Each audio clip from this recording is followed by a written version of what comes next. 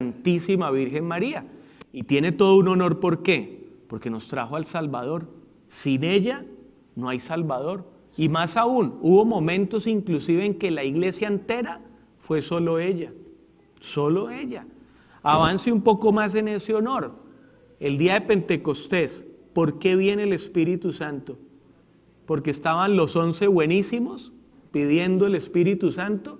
¿O porque estaba la que tuvo el primer Pentecostés ahí? ¿Cuál es el primer Pentecostés? Y el Espíritu Santo te cubrirá con su sombra, y el hijo que tendrás será llamado Hijo del Altísimo. Una mujer que es capaz de traer la presencia de Dios donde ella llega. Santa María, la Mayor. Roma está protegida también por unos muros. Es una ciudad circular. Y a medida que fue creciendo, pues le van armando más muros. Y hay una iglesia que está fuera de los muros. Y es en honor a San Pablo. Entonces se llama San Pablo extra muros, por fuera del muro. ¿En honor a quién? A San Pablo. ¿Por qué a San Pablo? Haga cuentas. De perseguidor espantoso pasó al hombre que se dejó cortar la cabeza en honor al Señor. Y existe un lugar que marca inclusive eso. Si van a Roma, viajen un poquitico a un lugar que se llama Las Tres Fuentes, en italiano Tre Fontane. Cuando le cortan la cabeza a Pablo, hay una tradición que dice que su cabeza rebotó 3 veces. Pin, pum, termínelo, pan. Y donde tocó la cabeza las 3 lugares, surgieron fuentes. Hay fuentes de agua y el lugar las tiene. Está la columna en la que nosotros creemos que la cabeza de Pablo fue colocada y cortada, y las 3 fuentes están separadas a una distancia como de aquí hasta ese muro, así, 3 así. Y bueno, parte de la fe. ¿Por qué honor también a él? Revise un poco el Nuevo Testamento. ¿Cuántas cartas escribió? Católicos. ¿Cuántas cartas escribió San Pablo? Le voy a dar una pista, empieza por 1 y termina en 3. Ahí tiene, 13. San Pablo escribió 13 cartas y es un hombre que ha marcado la historia de la iglesia. Es un hombre que le dio forma. Los apóstoles originales, pescadores, buenísimos, y el Señor sabe por qué los escogió, pero hombre con formación, a poner cosas por escrito e inclusive llegar al punto de corregir al mismísimo Pedro. Eso sucede dentro de la Sagrada Escritura. Pedro, ¿por qué cuando estás comiendo con los gentiles eres buenísimo y cuando llegan los judíos entonces ya los gentiles no, ni los miras? Eso está mal.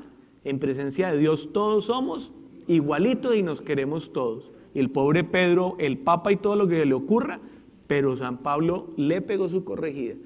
Y pasamos a la última, que se llama la Lateranense, en honor a 2 Juanes. ¿Cuáles son los 2 Juanes importantes en la Biblia? Juan el Evangelista y Juan el Bautista. Los 2 se honran en ese lugar. El primer Juan por el Evangelio. Y es un evangelio que ¿qué hace? Anuncia a el Señor. Juan el Bautista no escribió evangelio, pero está dentro de la Sagrada Escritura y hace el mismo trabajo de Juan el Evangelista. ¿Qué hace San Juan Bautista? Él nos enseñó algo muy bonito que dice: ahí está el Cordero de Dios que quita el pecado del mundo. Ese fue el hombre que lo dijo. Y en cada misa lo repetimos, ¿se acuerdan? Querida familia, Él es el Cordero de Dios que quita el pecado del mundo. ¿Qué hizo Juan? Anunció al Salvador, fue el precursor. Ahora, ¿por qué celebrar edificios? Los primeros 3 siglos de nuestra iglesia, por eso hoy estamos un poquito históricos, problemas. No les caía bien Jesucristo y todo el que se dedicara a proclamar su nombre, ¿qué le pasaba? Persecución. Según la historia, también nos echaron nos acusaron de algo que la iglesia no lo hizo, pero está marcado en la historia. Nerón le gustaba el teatro y para escribir su último poema le prendió fuego a Roma. Así de chiflado andaba Nerón. Y prendió fuego y escribió sus últimos textos. Miren cómo quema Roma, ¿no? Y después dijeron, fueron los cristianos. ¿Y qué salió de ahí? todas las persecuciones, que son 10 persecuciones que sufre la iglesia, hasta el 325. En el 325 pasa algo muy especial con un emperador llamado Constantino, y de ahí empiezan a suceder cambios para la iglesia. Constantino está en medio de una guerra en la que si pierde, le queman Roma, se la destruyen a Dios, y él está preocupado en eso. Entonces Constantino, sin fe y sin nada, pero sabiendo que los cristianos adoran a un verdadero Dios, le pide una señal al Señor de que va a vencer. Y en la tradición dice que en el cielo le apareció a Constantino la cruz. Él vio la cruz como emperador. Y con ese signo lo mandó a poner en sus banderas, se fue al combate y vencieron. A partir de ese momento, Constantino, ¿qué hace? Él dice, esta se vuelve la religión del Imperio Romano. Y de pasar de estar escondidos por allá en catatumbas, pasamos a las iglesias más grandes que tenían ellos. Ahí es donde surge entonces la Lateranense. La Lateranense es el lugar donde empezó todo. La Lateranense es más antigua que el Vaticano y que San Pedro. Esa es mucho más reciente. Y en ese lugar se volvió el lugar de prédica de los papas, de ahí en adelante. Entonces cada obispo, porque el papa ¿qué es? El obispo de Roma, cada obispo tiene una catedral. La catedral es como su propia parroquia, su lugar de predicación. Por ejemplo, para el padre Fernando, que es pastor nuestro acá, párroco, su lugar de predicación en este momento es San Bonifacio. Puede ir a otros lados, pero acá es donde tiene que ejercer su ministerio. Para el Papa, su predicación y la de todos los papas es su catedral. Adivine cuál es la catedral. La que hoy estamos celebrando. Eso es lo que celebramos entonces. Pasar las palabras y el anuncio del Señor también desde un lugar tan importante como la Lateranense. Pasar ahora al Evangelio. Y es importante, los templos ayudan, claro que ayudan, nos reúnen, nos congregan, nos ponen en ambiente, los vitrales nos transmiten muchas cosas especiales de Dios, las campanas nos ponen también a centrarnos, las luces, toda la construcción de un templo está orientada a que tu fe se avive. Eso es el sentido de una iglesia, te pone espiritual. Tú entras a una iglesia y como que cambió la cosa, ¿no? Póngase serio, doble las rodillas un ratito, te pone, sirve, pero no es lo principal.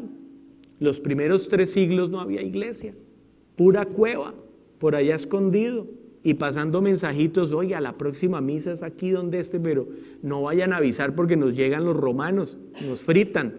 No había iglesias. Entonces, ¿qué dice el Señor? Destruyan este templo, que yo en 3 días lo levanto. ¿Qué decía el Señor? Se refería a su propio cuerpo. ¿Y para nosotros qué hay? Dirá entonces los apóstoles, ¿y es que usted no sabe que usted es templo del Espíritu Santo? Entonces, la iglesia la cuidamos, la amamos, pero la iglesia es una figura que te ayuda a recordar que en ti reside el Santo de los Santos. Y cuando vienes a la Eucaristía a recibirlo con más amor, se aumenta la gracia para que te santifiques, pero eres un templo y por eso toca cuidarlo, alimentarlo, ejercicio y respetarlo, porque es sagrado. ¿Qué esto que estás viendo acá, para qué te sirve? Para que te vayas al cielo. Eso no es para nada más. Te lo prestaron para que hagas el bien. Por eso es un templo y debe ser honrado y respetado. La Virgen, ella ya goza de un cuerpo glorioso. En su asunción, su cuerpo no pasó por corrupción. Su cuerpo, ella parte por el poder de Dios al cielo. Y tiene ya el anuncio de lo que vendrá para nosotros.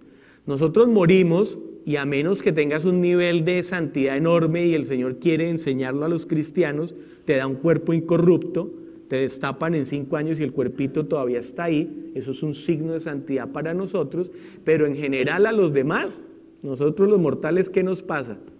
Lo abren y cierran rápido, ¿cierto? Eso nos pasa a la mayoría, ¿sí? ¿Qué va a pasar entonces en este anuncio del templo? Que tu cuerpito también va a volver glorioso, claro. Entonces vamos aprendiendo a utilizarlo. Para mí la enseñanza entonces central de esto es ver por un lado con admiración todo lo que el Señor ha ido construyendo a lo largo de tantos años, porque aquí no hay nada improvisado. El Señor no improvisa. Nosotros frenamos la acción de Dios muchas veces, pero Él no improvisa. Y a la última, Él tiene la última palabra. A mí me gustaría entonces decir respecto a Dios, el que ríe de último. ¿Y quién ríe de último siempre? El jefe. El Señor es el que ríe siempre de último mejor. Entonces aprovechemos lo que nos ha dado, utilicémoslo para el bien y permitamos que estas figuras que hoy tocamos de los templos y de las dedicaciones de estas iglesias que han anunciado a Dios, pase también para nosotros, que nos volvamos unos seres de luz que transmiten lo que Dios quiere. Amén.